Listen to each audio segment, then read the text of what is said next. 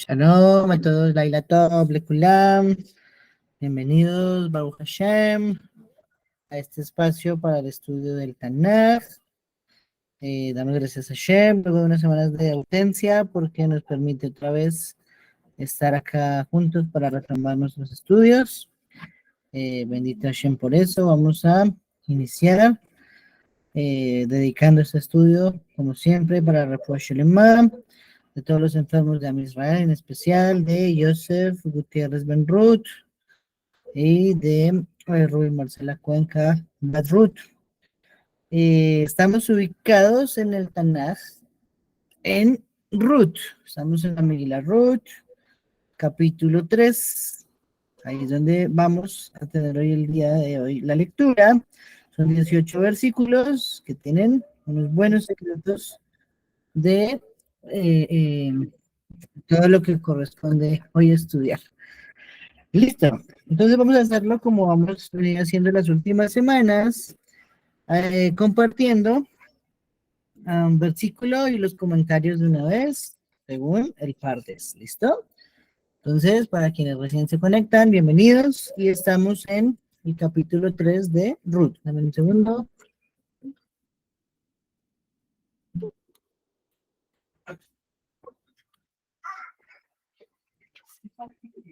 Okay. Muy bien. Listo, entonces la Megilá Ruth, capítulo 3 nos dice, Naomi, su suegra, ahora le dijo, hija mía, no debo buscarte lugar de descanso para que te vaya bien. Pues, esa frase está como interesante, ¿no? Vemos acá, primero que todo, que está la preocupación de Naomi de encontrar cómo mejorar la vida de Ruth. ¿Sí? Estamos diciendo que el contexto es que ellas regresan de los campos de Moab, ambas viudas, ambas muy pobres, y ahora Ruth estuvo en el capítulo 2 trabajando con los empleados de Boaz en el campo.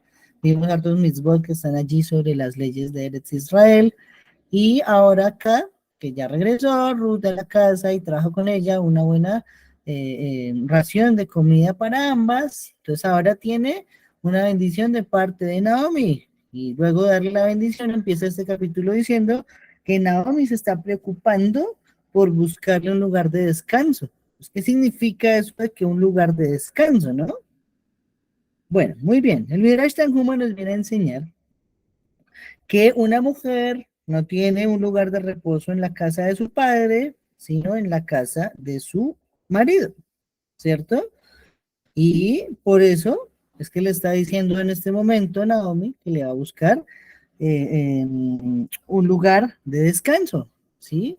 Algunas veces en otros contextos hemos estudiado y lo vamos a recordar.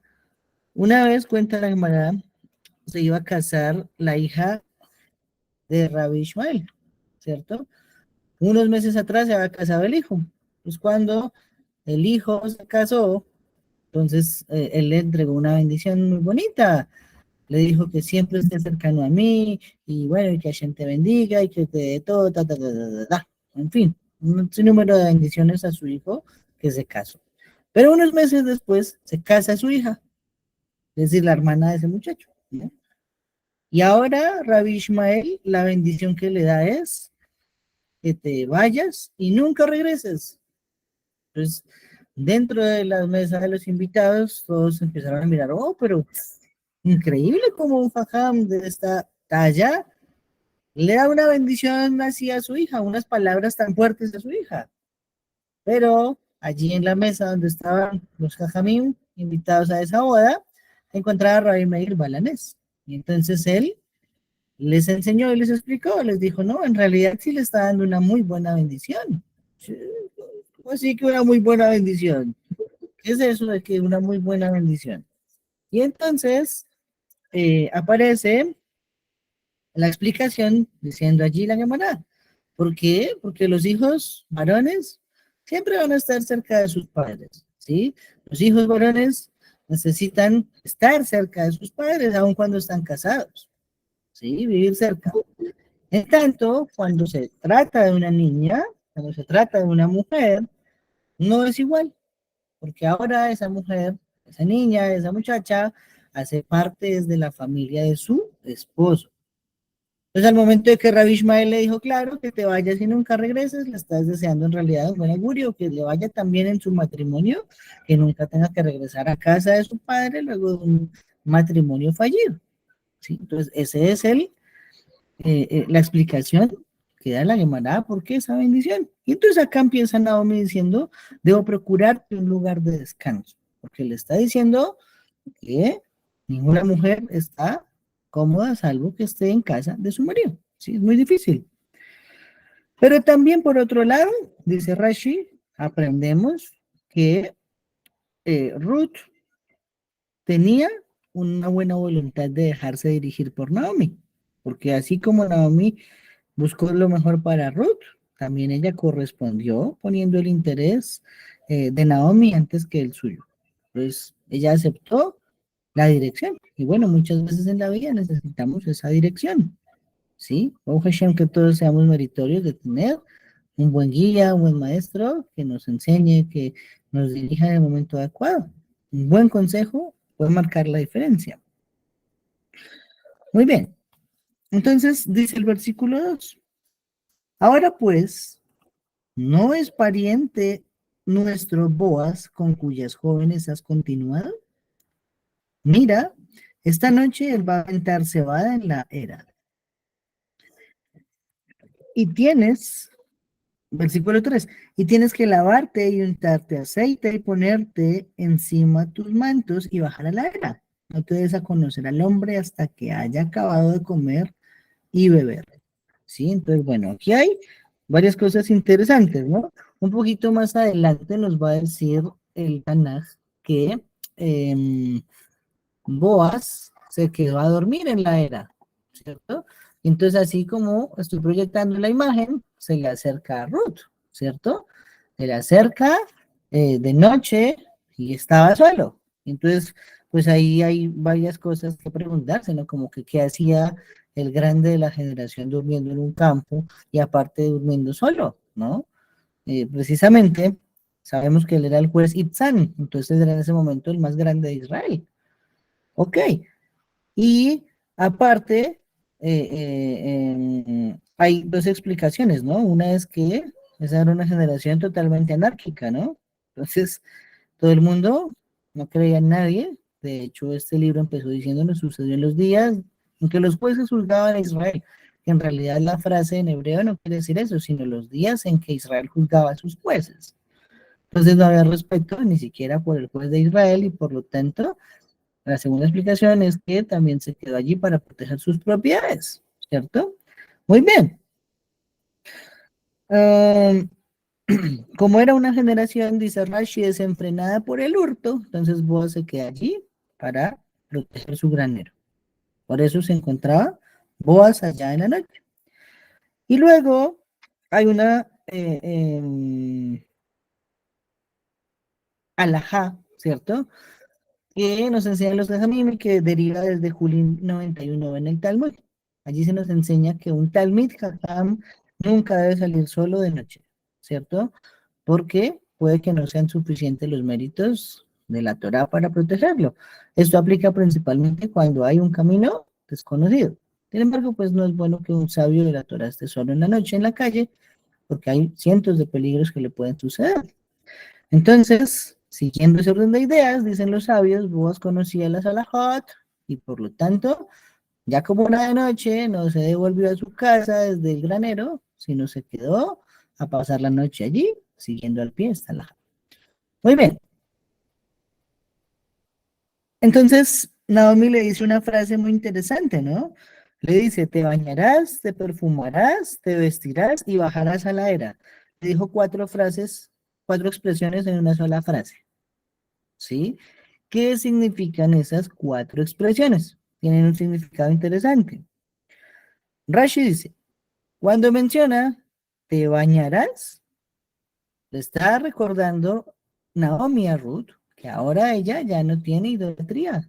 Entonces, que recuerde que ella aceptó solo a Kaush Barujú, a nadie más. Ok. Cuando le dice te perfumarás, es porque todo el tiempo debe aplicar sobre sí las misbot de la Torah. Sí, interesante, es una manera de decir, estoy perfumado, Baruch Hashem. Esa es la manera en que nos debemos perfumar. Luego le dijo, te vestirás, ¿cierto?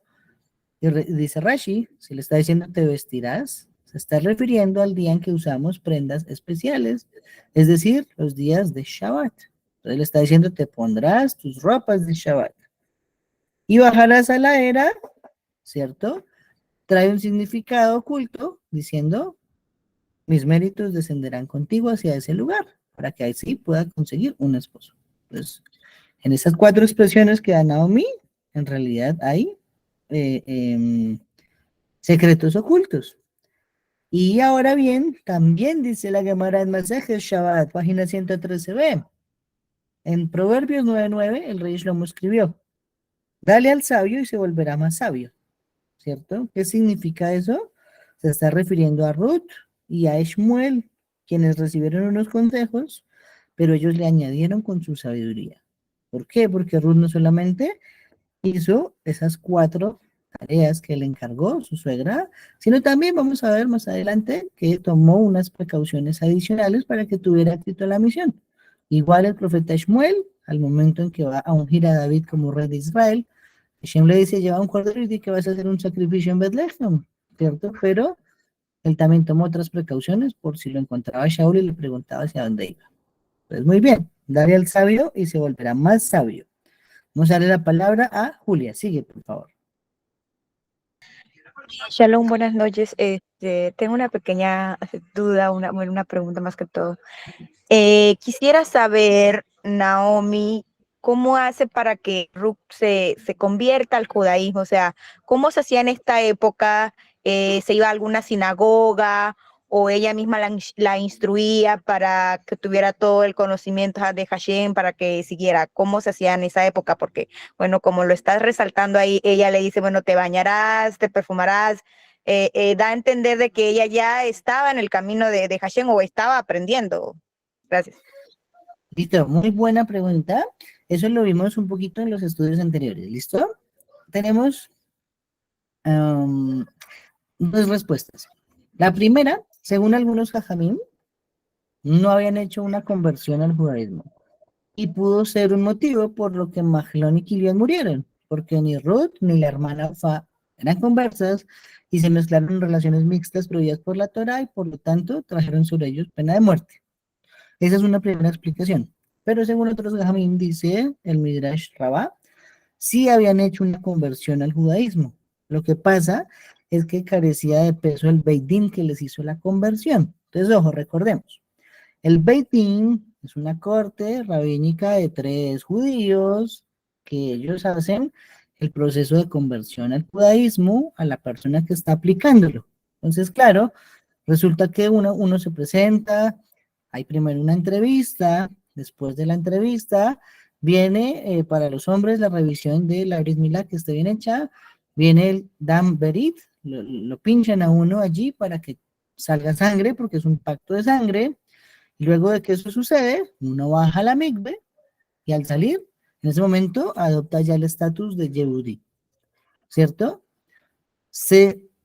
Es muy explícito o se debe intentar más bien, digámoslo de esa forma, que ese Beit Din sean personas reconocidas, que no sea cualquier judío, porque aunque la halajá permite que sea cualquier judío, todo el mundo va a dudar de esa conversión.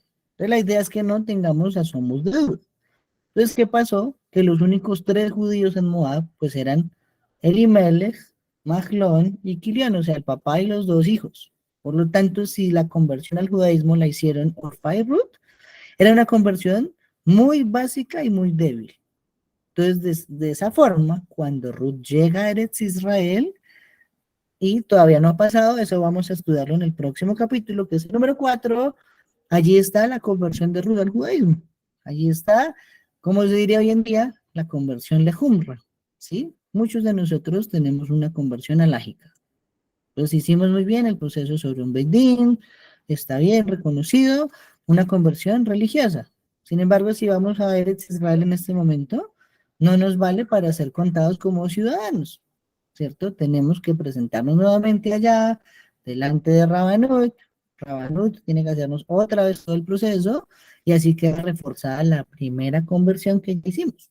Entonces, acá en este libro, en Ruth, está diciéndonos que esto ya pasaba desde hace mucho tiempo, eso no es nuevo. Eso ya viene sucediendo desde la época de los jueces de Israel. Entonces, de ese modo, hay dos formas de verlo para terminar de responder la pregunta. Número uno, aunque no fuesen conversas, Ruth conocía toda la alajaya de los judíos porque ya había vivido, perdón, 10 años con Mahlón, que era su esposo, y con Naomi llevaba viviendo 3 meses. Dos, si era Yehudí, solo que su conversión no era aceptada por todos y tenía que hacer un refuerzo, que fue lo que se hará en el capítulo número 4.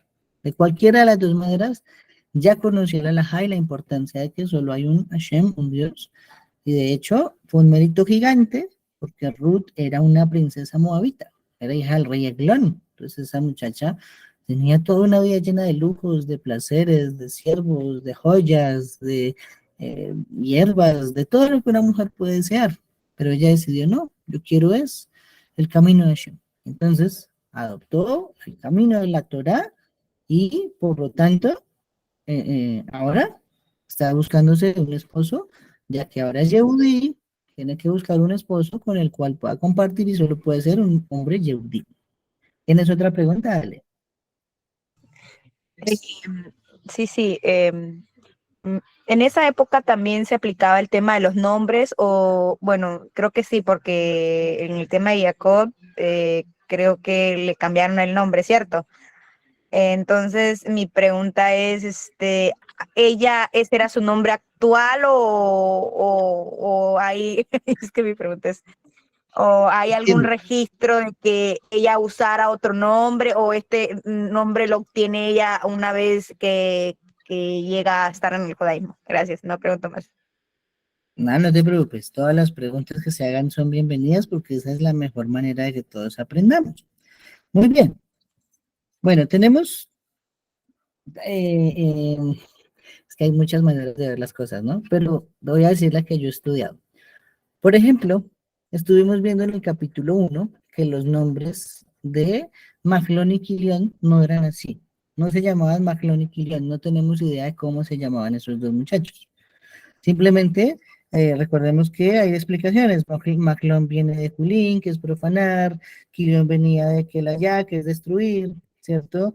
O también Mahlón de Nimfu, que es erradicar, o Kilión de Kalú, que es eliminar.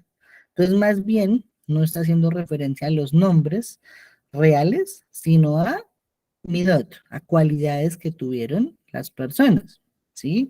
Entonces, no sabemos y nadie sabe porque los amigos lo discutieron por años y nunca supieron, la Gemara las dice, se llamaban Mahlón, Kilian, pero incluso en el libro de las crónicas hay otros nombres que se le otorgan a esos dos muchachos. Son llamados como Joash y Saraf. Entonces, al final, ninguno de los 4 nombres utilizados era su nombre real. Así con Ruth, ¿cierto?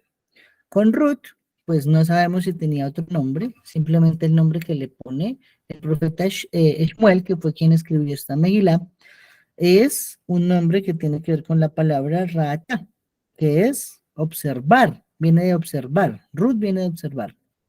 ¿Listo? ¿Por qué? Porque ella observó verdad en las palabras de su suegra cuando la invitó a venir a Eretz Israel consigo. Cuando la llevó y cuando le enseñó las misbod y ella las aceptó. ¿Sí? Entonces, el nombre Ruth viene de Raata, que es observar, pero igual, no sabemos si ese era en realidad su nombre de pila, pero sí es el nombre que ella adoptó desde que hizo conversión al judaísmo. ¿Listo?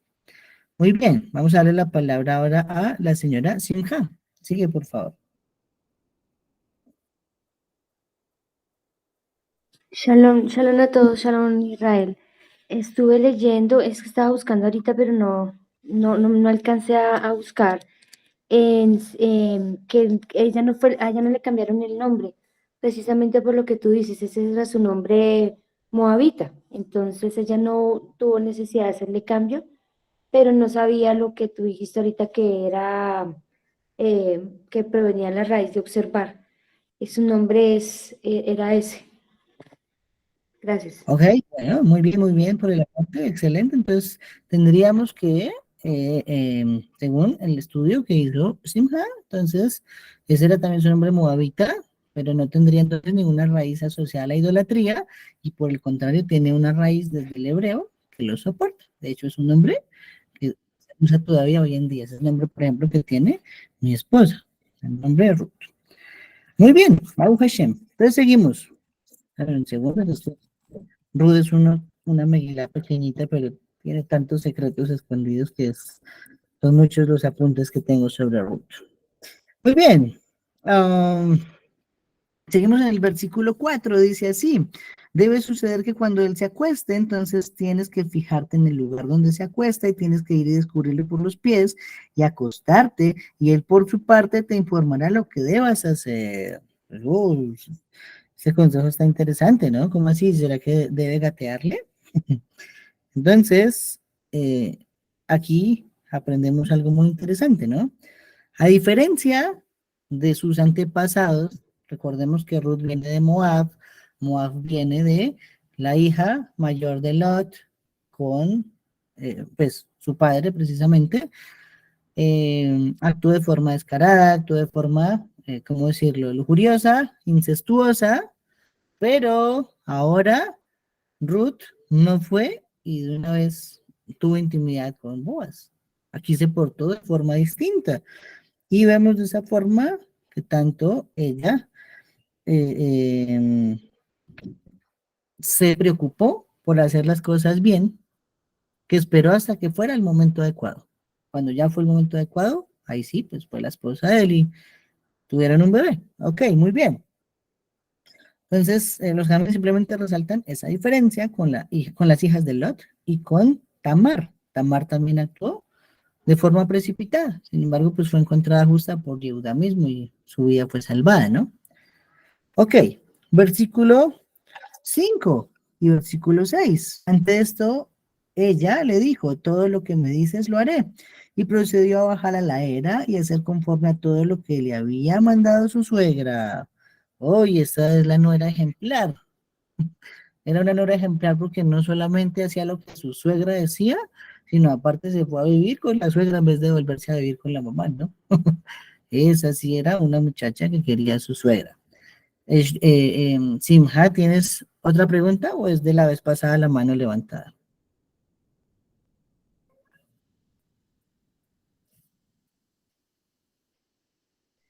No, estaba mirando, dame un segundito, estaba mirando y el comentarista se llama Nahal Eshkol sobre RUT 331, por lo del nombre.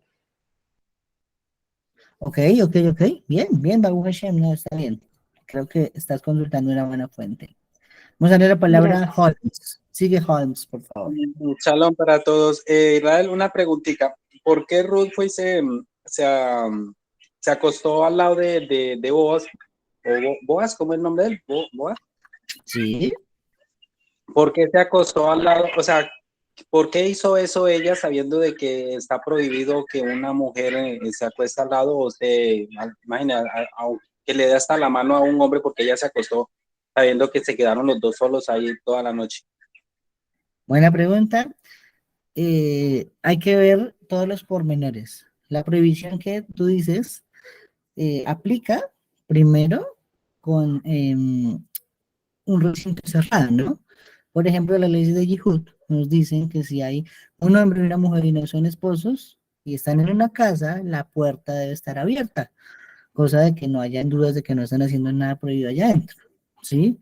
Estamos hablando de un espacio cerrado, pero acá Rudy y Boaz están en un espacio abierto, a la vista de cualquier persona que estuviese por allí. Uno. Y dos, porque el efecto es que Boaz estaba alicorado y más adelante vamos a ver que incluso llegó a asustarse pensando que era un demonio, ¿sí? Porque en la noche hay muchos demonios. Entonces, de hecho, ella va y simplemente se ubica al lado de él y cuando él siente la presencia es que tiene que tantear a Ruth y simplemente cuando la toca, le toca es la cabeza, ¿sí? Entonces, digamos, no se está cometiendo ningún exabrupto todavía. Viéndolo de otra forma, En el caso de que su conversión no la hubiera hecho, pues no habría problema, porque el que tiene prohibido eso es él, no lo tiene prohibido ella sin ser judía. Ella puede tocarlo o acercarse, en cambio de la ella no, ¿sí? Siempre hay que encontrarle el pormenor y el por qué se hizo de esa manera. Pero pues no se hizo en ninguno de los escenarios de mala forma ni con mala intención. ¿Listo? Muy bien. Importante sobre esto que estabas diciendo también, la Gemara menciona que el versículo dice que Ruth se arregló en la era, ¿no? No se fue arreglada desde su casa como le dijeron perfume, se vista, se baje a la era, no. Primero bajó a la era y después se perfumó y se vistió y se perfumó. ¿Esto por qué fue de esa forma? Porque ella pensó, Ruth, que si la veían caminando por allí, por los campos, dirigiéndose hacia la finca de Boaz, entonces todo el mundo la iba a tomar como una prostituta. Pues simplemente fue con sus ropas normalitas y las llevaban en una maletica, en una bolsita, qué sé yo, y cuando llegó a la cadena, entonces se cambió. Muy bien. Versículo 7 nos dice, entre tanto Boaz comió y bebió, y su corazón se sentía bien. Entonces ahí está lo que te digo, Holmes. Si él comió y bebió y estaba feliz, es porque estaba un poquito pasadito de tragos. Entonces el impacto hubiese sido distinto de una conversación directa a que si le a alguien al lado. ¿Listo? Y sigue diciendo el versículo 7, entonces fue a acostarse al extremo del montón de grano. Después de aquello ya entró furtivamente y le cubrió por los pies y se acostó. Ok, ¿qué significa esto? Pues primero que todo preguntémonos por qué estaba feliz, ¿no? ¿Por qué estaría feliz? Bueno, podría ser el motivo del vino, podría ser que la cosecha fue muy buena, ¿cierto?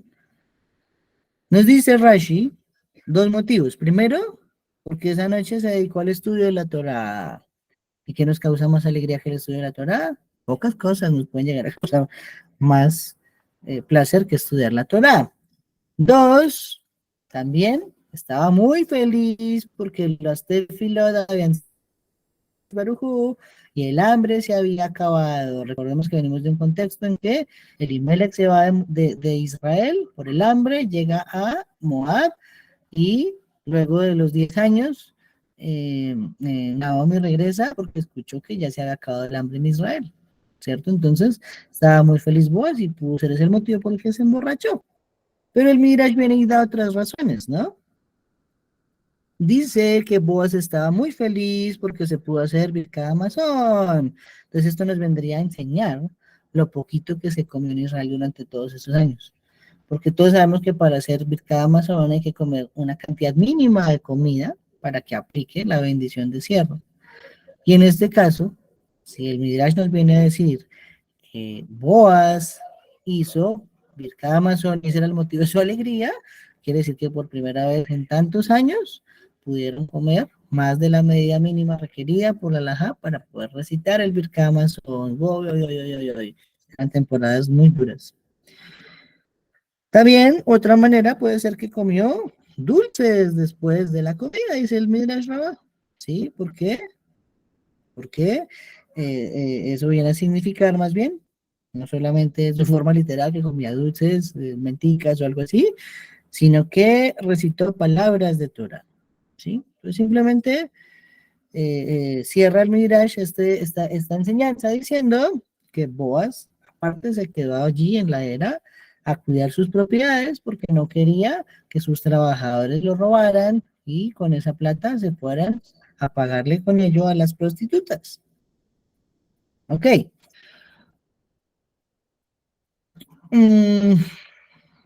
Likutei Moran, Rabbi Nachman de Breslev, enseña algo muy bonito sobre esto que estamos hablando de la comida.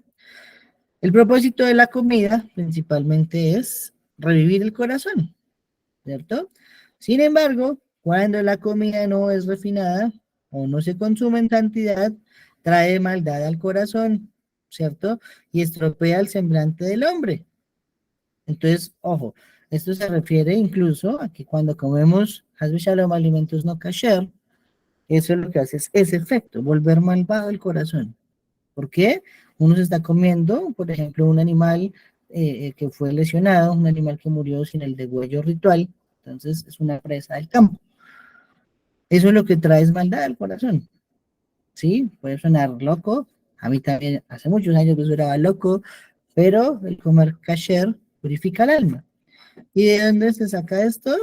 De, déjenme ver por acá, el capítulo 2, déjenme un segundo, yo lo leo por acá que dice...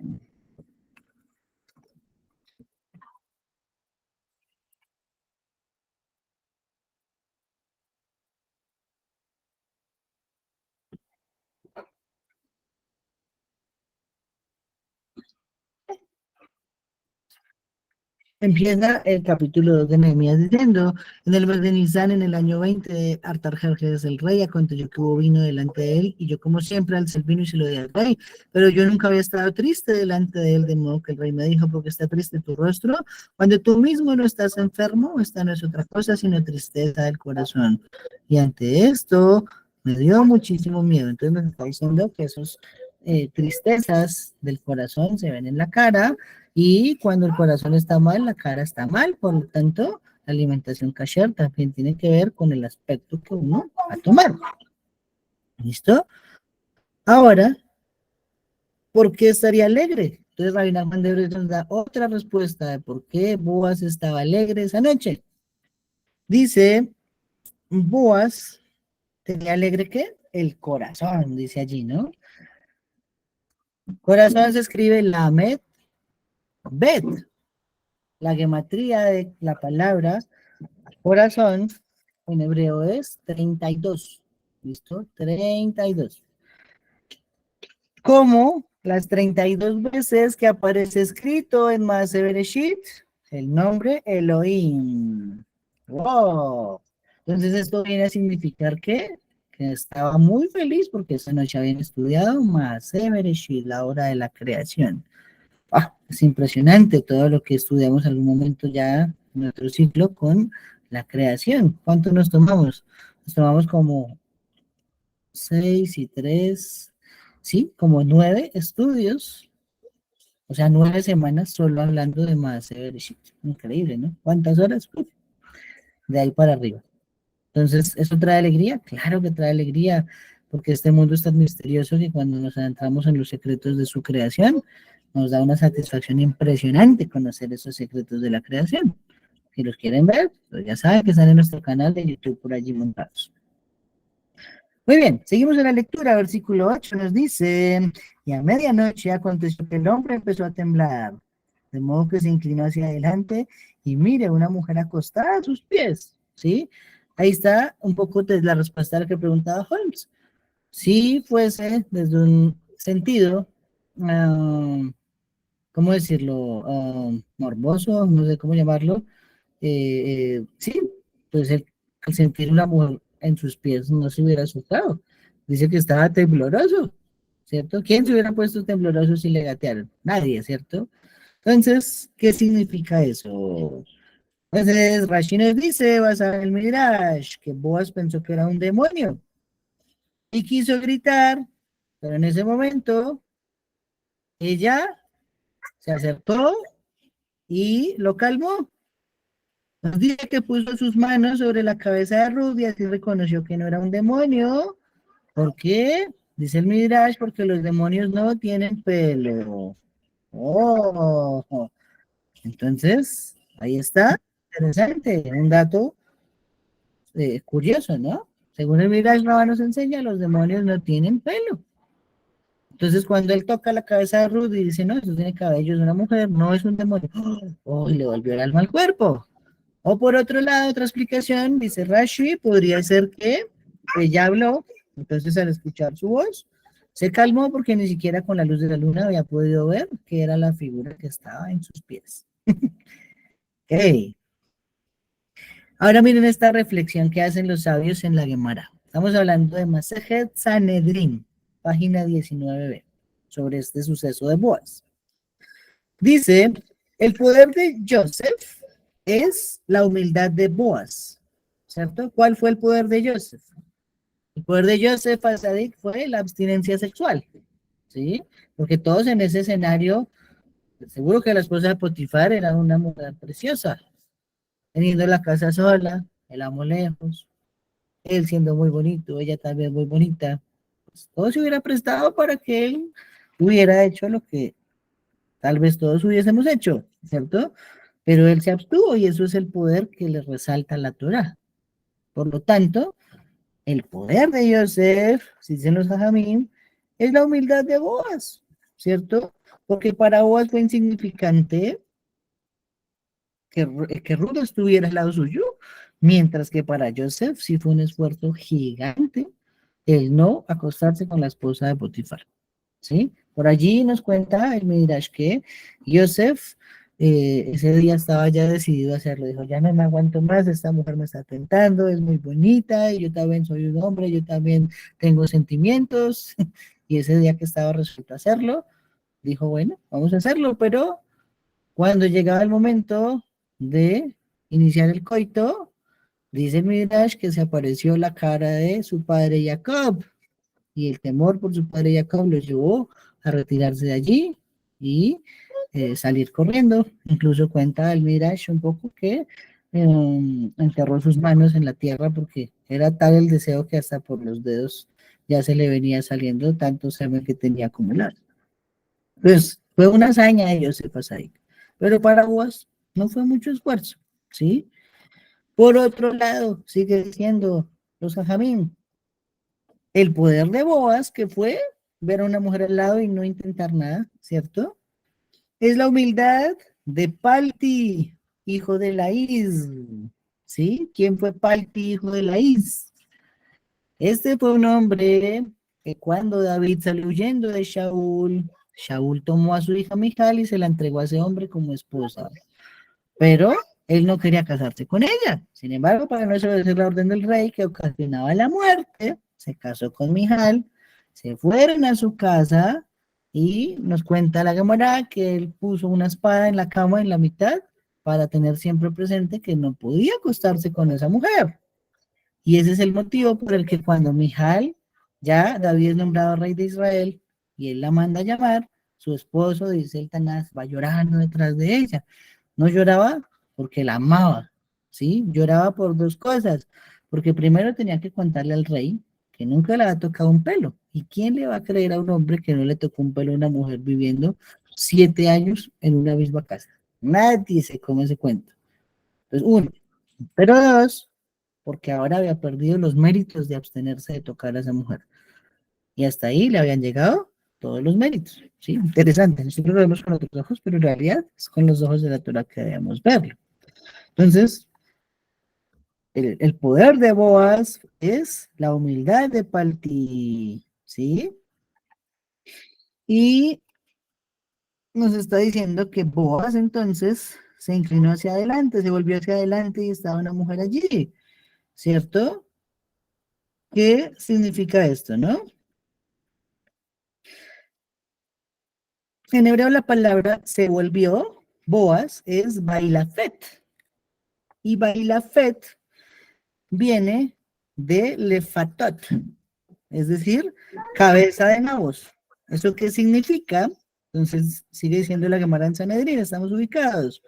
Significa que la carne de su órgano sexual se endureció por el momento, por la excitación que tenía, pero se abstuvo, ¿sí?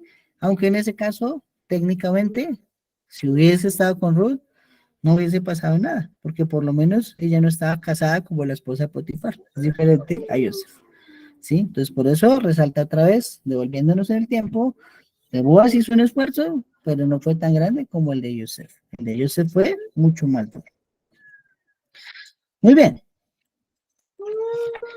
El Midrash Tanhuma sobre este diálogo del versículo 8 dice que Boaz empezó a gritar del miedo, ¿no? Pero cuando vio Ruth, dijo, ¿qué vienes a hacer acá? ¿Cierto? Y ella le respondió, he venido para que cumplas la Torah. ¿Cómo así que para que cumplas la Torah? Vaikra 25:25. Allí la Torah nos está enseñando esto es, a ver, esto es para Shabear, que cuando nuestro hermano empobrece, estamos en la obligación de recuperar su campo, de ayudarlo, de proveerle lo necesario para que vuelva a tener medios decentes de subsistencia, ¿cierto? Por lo tanto, entonces Ruth ahora le está enseñando que conocía la Torah ya también, ¿sí? No simplemente le está diciendo, "Oh, pues cásese conmigo y todo bien". Le está diciendo, pero es que hay un campo que redimir, que es el campo que pertenecía a Elimelech y a sus hijos Mahlón y Kilión, y que ahora yo soy la única doliente por el muerto, ¿cierto? Entonces, Boaz dice asombrado, es excelente que conozcas la ley de la Torah. Sin embargo, todo esto va a depender de la decisión del pariente más cercano, que el Tanaj le va a dar el nombre en el siguiente capítulo como Ploni, como fulano. ¿Sí? Así está, Ploni, fulano, Ploni Almoni. Ya veremos eso en la siguiente semana, qué significa eso de Ploni Almoni. Ok, ¿qué más tenemos por allí? Ok, un secreto sobre los Teilim. Teilim 119, versículo 62. El rey David escribió: a medianoche me levantaré para alabarte. Oh, entonces sabemos, según el Midrash, que David ponía el arpa en su ventana. Y cuando llegaba Hatzot, cuando llegaba la medianoche, el arpa agitaba las cuerdas y hacía como si fuese un despertador para David. Y cuando sonaban las cuerdas, él se paraba a alabar a Kadosh Baruj Hu. David era tremendo. Ya casi empezaremos a estudiar sobre él en algunas semanas. Y entonces, ¿qué significa que a medianoche me levantaré para alabarte? ¿Qué tiene que ver esto con Ruth? Bueno, pues este versículo 8 nos dice que a medianoche fue que Boaz reaccionó y se dio cuenta que Ruth estaba al lado de él. Por lo tanto, David dijo en ese salmo, quiso decir que es su deber alabar a Shem por las maravillas que hizo con Ruth, también a la misma hora, a la medianoche. ¿Sí? Los salmos tienen unos secretos bravísimos. Cada versículo habla de un tema totalmente diferente. Por eso a veces uno está leyendo un salmo y como que no lo entiende, porque la secuencia de un versículo al otro son dos contextos totalmente diferentes. Está tan encriptado que nos queda difícil desde la literalidad de entender los salmos. Un día llegaremos a estudiar los salmos también. Baruch Hashem.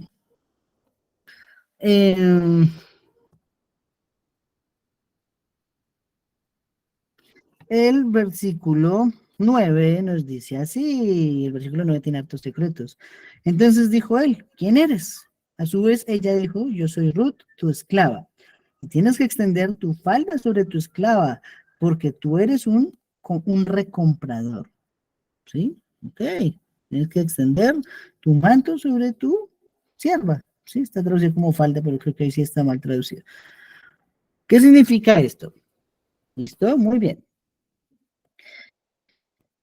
Primero que todo, Radio Herejía enseña en el Midrash la diferencia entre la esposa de Potifar y Ruth, porque la esposa de Potifar agarró a Yosef y le dijo, acuéstate conmigo, o sea, no se lo mandó a decir con nadie, dice mi papá, sí, se lo pidió derechito, pero, pues bueno, ya sabemos qué pasó, a diferencia Ruth dijo, extiende tu manto sobre tu sierva, ¿sí? ¿Qué diferencia? No agarró todo de una vez para la cama, sino dijo, extiende tu manto sobre tu sierva. Ok. ¿Qué significa extiende tu manto? Pues Rashi lo explica de la siguiente manera. Esta es una expresión de matrimonio, ¿cierto? Tomado de la palabra kanaf, extiende. ¿Por qué? Porque las aves extienden sus alas cuando se aparean. Entonces esa frase quería decir es, cásase conmigo. ¿Sí? Parece que este fue el primer matrimonio que lo pidió una mujer, pero indirectamente, ¿no? Ok. Y sigue diciendo Rashi, la Torah solo requiere que redima la propiedad del pariente, ¿no? Pero ella le está pidiendo que se case también y que redima la propiedad. Esto viene a enseñarnos lo diligente que era Ruth para también prorrogar, ¿sí? Se dice extender, ¿sí? La memoria del fallecido, del difunto, de su esposo Mahlón, para que sea recordado. Y entonces, ella lo que quería decir siempre es, extiende su talit sobre mí, compre la propiedad, cásese conmigo y levante la descendencia al muerto, para que siempre se diga que no se acabó esa genealogía. Ok. Dicen los Jajamín también que Boaz, a diferencia de Yehuda y de Ahashverosh y de Lot, controló sus emociones, corrigiendo lo ocurrido con Tamar. ¿Sí? Entonces aquí también tenemos correcciones de hijos sobre padres. Ya estuvimos hablando de la de Ruth con Moab. Ahora estamos hablando de Tamar. Recordemos que Boaz era descendiente de Tamar y de Yehuda también. ¿Cierto? Pues qué diferente que se comportó. Ok. Y se aprende la diferencia entre una mujer vulgar, nos dice el Proverbios 7:10, que se acerca como vestida de ramera y con el corazón resuelto, así como lo hizo la esposa de Potifar, ¿cierto? A diferencia de una mujer que desea expresar sus sentimientos con un lenguaje refinado como Ruth, ¿sí? Muy bien. Al final ambos querían lo mismo, pero Ruth lo pidió de una manera más adecuada. Eso marca la diferencia. Muy bien. ¿Qué más tenemos por acá? Teilim, vamos a leer un Teilim, un segundo. Seguimos todavía en el versículo 9, no se les olvide, mis amigos. Teilim 116, versículo 11. Nos dice, yo por mi parte dije, cuando me llené de pánico, todo hombre es mentiroso. ¿Qué pagará Hashem para todos los beneficios para conmigo? Ok, entonces está diciendo David Amelech que en ese día está pidiendo en ese salmo por los méritos de Ruth, que lo salve por ser hijo de Ruth, y se está expresando de una manera similar a la de Boaz, ¿cierto? Porque viene pidiendo a Kadosh Baruj Hu que extienda sobre él protección, así como Ruth le pide que extienda su talit, Boaz, sobre ella. Ok. No, vamos a ver por aquí.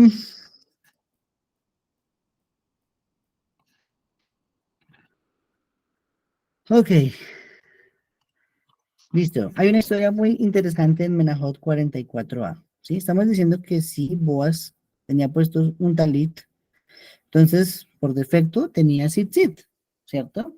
Una cosa nos lleva a suponer la otra. Y Menahot 44 en la Gemara resalta la importancia de usar los tzitzit en un hombre. Los tzitzit nos sirven de protección.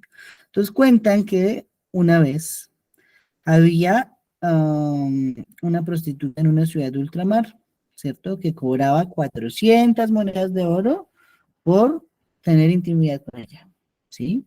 Entonces se cuenta de un hombre yehudí, ¿cierto? Que él envió por adelantado el pago, ¿cierto? Y fijó una hora para verse con esa mujer, para contratar sus servicios. Entonces sigue diciendo la Gemara que ella tenía 7 camas una sobre la otra, un camarote de 7, sí, increíble, era grandote. Entonces, 6 de esos camarotes eran de plata y el más alto, el de más arriba, era de oro, ¿cierto? Entonces ella llegó y dijo, no, pues este hombre me está pagando todo de contado y por adelantado, entonces le voy a dar el mejor servicio. Y fue y se acostó en el camarote bien arriba, en el de oro, a esperar a este Yehudí que llegara hacia ella. Ok, entonces nos dice que se acostó, se sentó ella desnuda a esperarlo. Y cuando él iba a subir, entonces primero se desnudó, ¿cierto? Pero cuando llegó a quitarse los tzitzit, nos dice la Gemara, ellos empezaron a bofetearlo. Entonces empezaron los tzitzit, pum, pum, pum, pum, en la cara. Como váyase de acá, como la prenda del Doctor Strange peleando con Thanos, ¿cierto? Así. Y entonces, al final, él salió corriendo. Pues claro, pues ella se bajó detrás y dijo, ay, ay, pero ¿qué pasó? ¿Qué no le gustó? Entonces él le contó y le dijo, te juro por el servicio del Beth Amikdash que nunca había visto una mujer más hermosa que tú, pero los tzitzit no me permiten estar contigo porque son 4 testigos contra mí. ¿Sí? Por lo tanto, él se retira, pero ella antes de que él se retire le pide su nombre su ciudad y quién es su maestro de la Torá. Hasta ahí, normal, ¿cierto? Es una historia asombrosa, pues los sitios no lo dejaron acostarse con una prostituta, ¿ok? Y luego, sigue diciendo la Gemara que entonces esta mujer tomó y vendió todo lo que tenía y lo partió en tres. Entonces le dio una parte al gobierno, porque, pues claro, tributaba muy buen impuesto. Entonces, ahora que se acabó el negocio, pues tributó el importe de la venta que le correspondía al gobierno. Dos, la segunda parte se la entregó a los pobres en caridad, y con la tercera parte, incluyendo las 7 camas, se fue para Eretz Israel, ¿cierto? Eso sí lo guardo para ella. Cuando llega a Eretz Israel, ¿cierto? Llega al Beda Midrash de Rabjilla, él era el maestro de ese muchacho. Entonces le pidió que la instruyera para convertirse al judaísmo. Y entonces él dijo, pero ¿por qué te quieres convertir al judaísmo? Y entonces ya le contó toda la historia de lo que pasó con los tzitzit. Entonces, él hizo todo el proceso, la convirtió y la casó con el hombre, ¿cierto? Demostrando así que la recompensa de las misbot en este mundo es importante, pero es mucho más seguramente del mundo venidero. También que no importa cuál ha sido el pasado de cualquier persona, siempre que decide hacer teshuva, aceptar sobre sí el yugo de la Torah, entonces al final no va a importar qué pasado tenga. Lo importante es qué va a hacer después, ¿cierto? Esta imagen está un poquito más aterrizada en las edades. Recordemos que Boaz tenía 80 años y Ruth tenía 40. ¿Listo? Muy bien. Seguimos leyendo. Versículo 10. Nos dice así. Ante eso, él dijo, bendito seas de Hashem, hija mía, has expresado tu bondad amorosa, mejor en el último caso que en el primer caso, al no entrar los jóvenes fuera de condición humilde o fueran ricos. Ok, entonces aquí nos dice Rashi que Boaz está resaltando dos cosas. Primero, que no abandonó a Naomi, por eso le dice, has expresado tu bondad amorosa, ¿cierto? Cualquiera en su posición seguramente regresa donde su papá, que es un rey, y tiene una vida mejor. Pero no, ella decidió venir a la pobreza en Eretz Israel.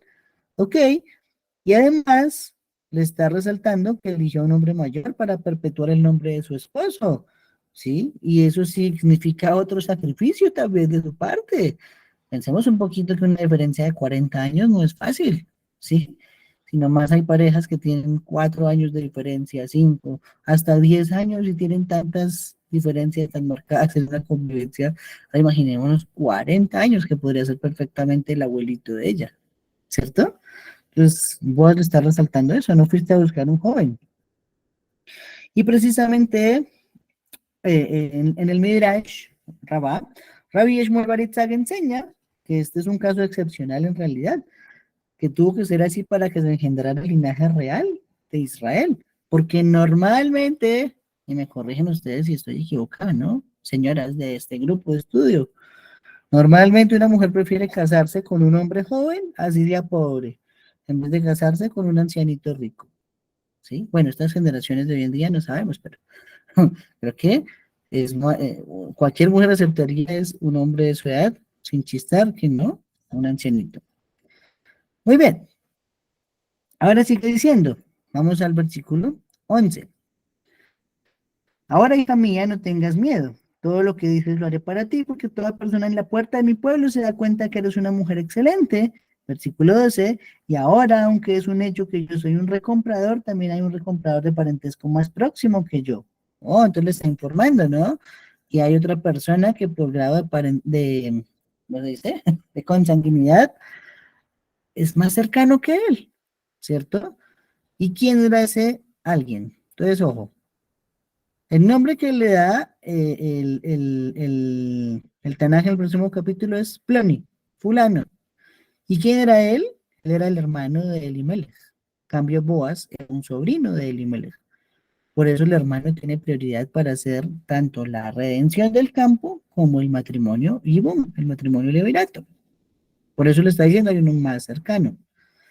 Sin embargo, los también se preguntan, ¿no? ¿Y por qué lo llamó mi hermano? ¿Cierto? Como así que un hermano más cercano.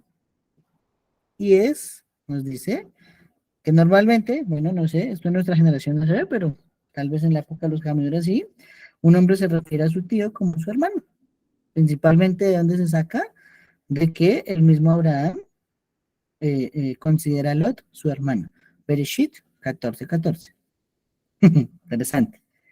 Entonces no es que fueran hermanos literales, solo que se llaman hermanos por la cercanía. Ok. Versículo 3. Nos dice, alójate aquí esta noche. Y por la mañana tiene que suceder que si él quiere recomprar, excelente, que se encargue de hacer la recompra. Pero si no se deleita en recomprar, entonces yo ciertamente recompraré y yo mismo tan ciertamente como que Hashem vive, quédate ahora acostada hasta la mañana. Oh, ok. Se me olvidó un dato, creo que ya se los di, pero no me acuerdo, ¿no? Toda la Megilá empieza con la letra Bab, todos los versículos excepto 8, ¿no? Para enseñarnos que esta Megilá se escribió para un pueblo que el día 8 de su vida se vuelve infinito en un pacto representado en la letra Bab como si fuese el órgano sexual masculino con la Brit Milá. Ese es un bonito secreto de la Megilá Ruth. Por eso siempre empiezan y ella, y pasó a decir, y ahora, y alójate. ¿Sí? Eso es importante. Muy bien. Entonces aquí le hizo un juramento, ¿no? Vive Hashem. Es como decir que está usando el nombre de Hashem. Nos dice Rashi, ¿por qué usó el nombre de Hashem acá? Boaz. Porque el Yetzer Hará lo estaba incitando, diciendo que ninguno era casado y por lo tanto podían tener intimidad. Pero él necesitó reforzarse a sí mismo, prometiendo no tocarla, excepto en matrimonio. Entonces, ¿qué nivel de abstinencia que tenía Boaz, ¿cierto? Dijo, para que yo no viole el juramento de que no la voy a tocar hasta el matrimonio, tengo que poner el nombre de Hashem en medio, si no, yo mismo voy a faltar a mi palabra. Ok, muy bien. Interesantísimo eso. El Midrash también nos cuenta que Boaz le está insinuando, esta noche dormirás sin un hombre, pero no dormirás más sin un hombre, pues en la mañana serás redimida o por Ploni o por mí. Así que esa fue su última noche de soltera, de viuda soltera. Ok, ¿qué más tenemos por aquí? Likutei Moharan nos enseña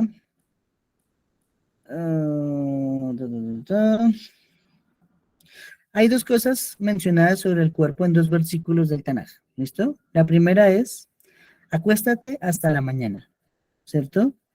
En este versículo, en Ruth 3:13. Lo que nos viene a insinuar, perdón, que va a haber al final una resurrección de los muertos. Acuéstate, que se le está diciendo al cuerpo, hasta la mañana, hasta que sea el momento de la resurrección. Oh, Baruch Hashem, que seamos parte de ese día. Y luego hay otro versículo que nos dice, Bereshit 29:25 en la Torá, al amanecer, resulta que era Lea, ¿cierto? Cuando se casa Jacob vino y cree que era Rachel, pero no era Lea. ¿Esto a qué se refiere? Se refiere al hueso luz, a través del cual se va a reconstruir todo el cuerpo. Entonces recordemos que más o menos por acá, la cuarta o la quinta vértebra, no recuerdo bien cuál de las dos es el huesito de la reencarnación. ¿Cómo lo sabemos? Porque es indestructible. Ni a altas temperaturas, ni con presión encima, se puede destruir. Entonces, increíble. El huesito, si está en alguna parte conservado, tenemos esperanza de resurrección. Ok. Versículo 14, ya vamos a terminar. Ella se quedó acostada a los pies de él hasta la mañana y entonces se levantó antes que cualquier persona pudiera reconocer a otra. Él ahora dijo, no se sepa que vino una mujer a la era. Claro que yes. Rashi nos dice que Boaz está preocupándose por el honor de Ruth, más que por el suyo, ¿sí? Él era bien conocido y nadie va a decir, uy, es que Boaz está actuando inmoralmente. Pero en cambio ella era moabita. Por lo tanto, todos hubieran pensado mal a Ruth, seguramente. Por eso le está diciendo, debes irte antes de que amanezca. Y dice el Midrash que a lo largo de toda esa noche, Boaz se acostó boca abajo.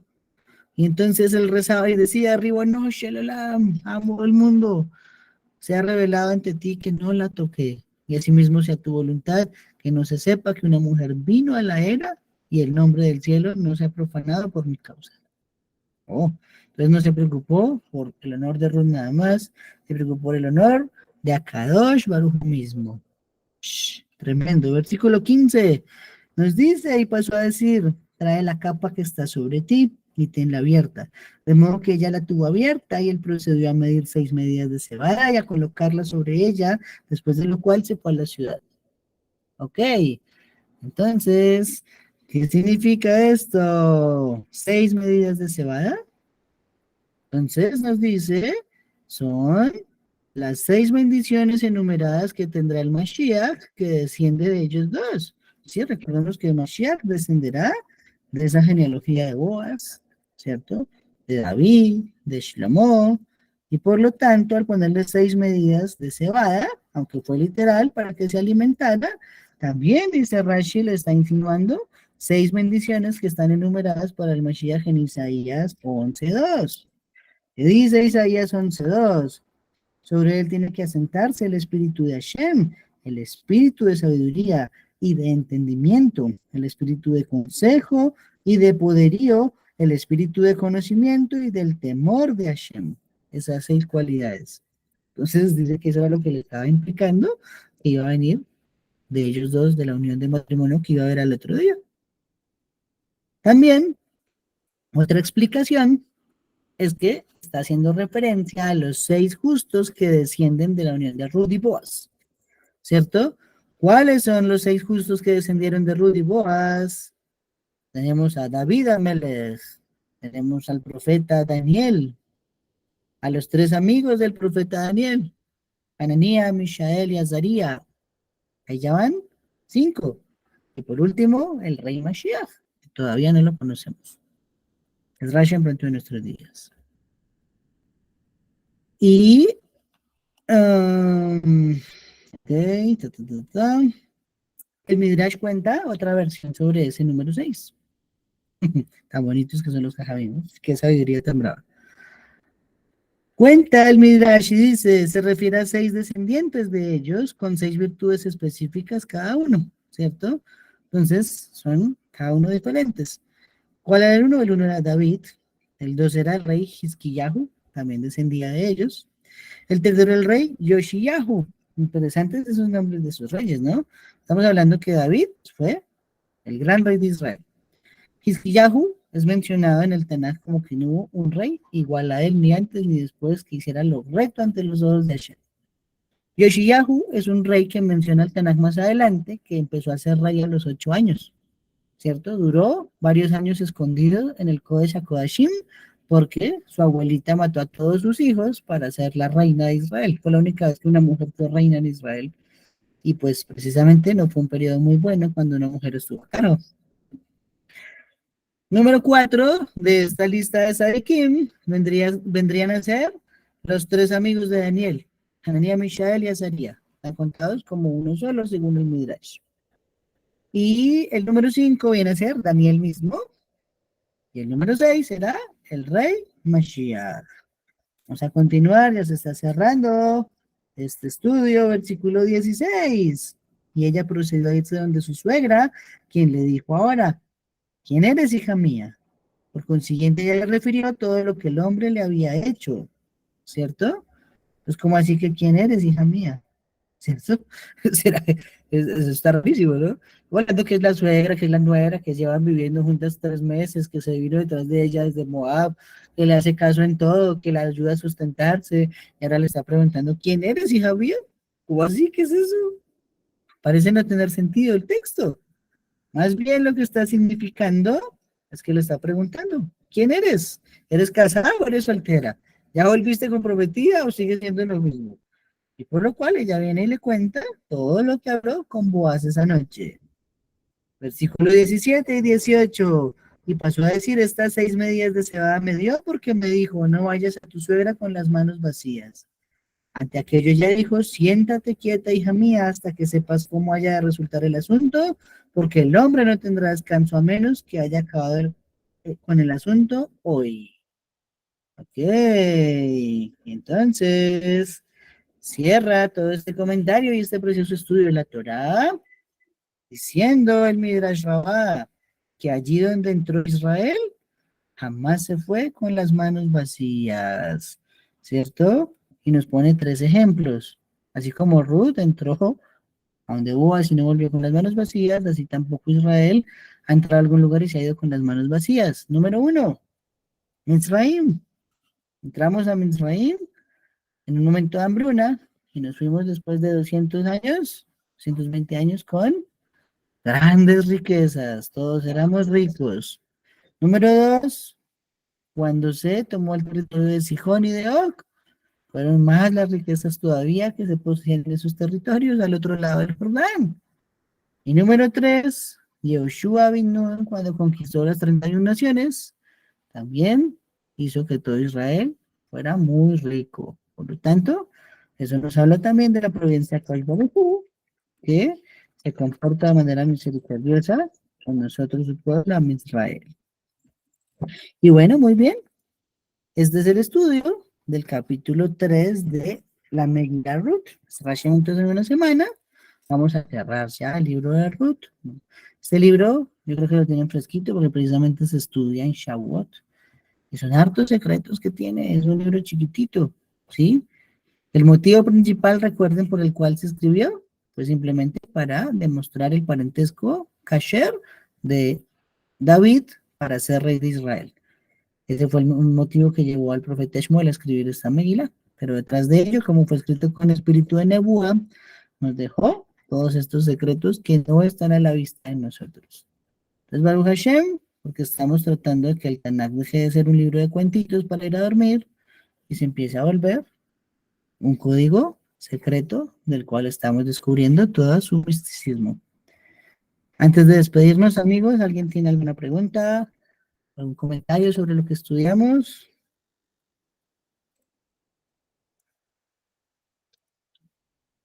Holtz, ¿sí?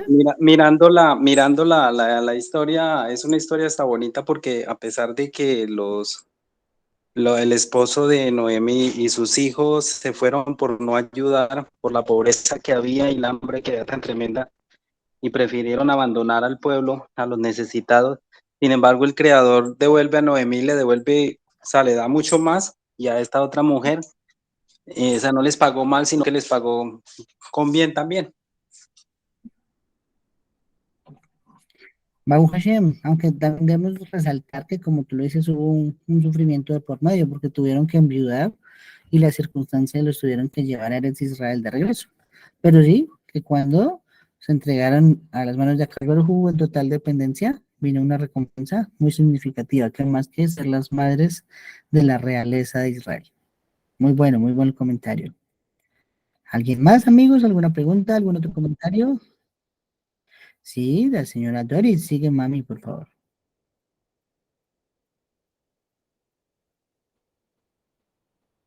¿Aló, me escuchas? Sí. Sí, señora.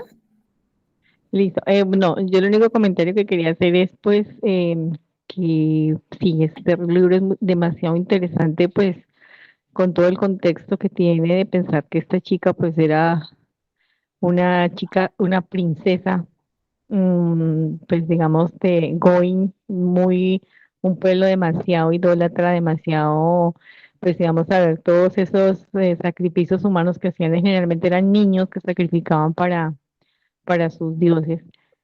Pero pues en medio de todo podemos ver que lo que más ha primado en todo esto, digamos que en cierta manera fue el testimonio que pudo haber dado Noemí.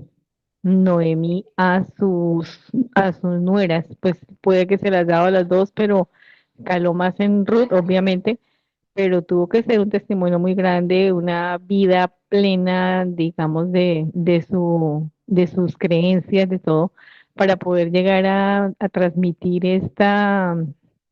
pues esta fuerza de voluntad a su nuera y haberla impulsado a cambiar de sus pensamientos y cambiar todo eso y ingresar pues al judaísmo, ¿no? Es muy loable, o sea, destacable también, a pesar de que el libro está pues destinado a Ruth, pero lo más loable que me parece a mí es el testimonio que pudo haber dado ella, Noemí, en sus nueras, en ella, especialmente en Ruth, para hacerle cambiar su vida hacerle cambiar sus creencias y volverla al verdadero Elohim, ¿no?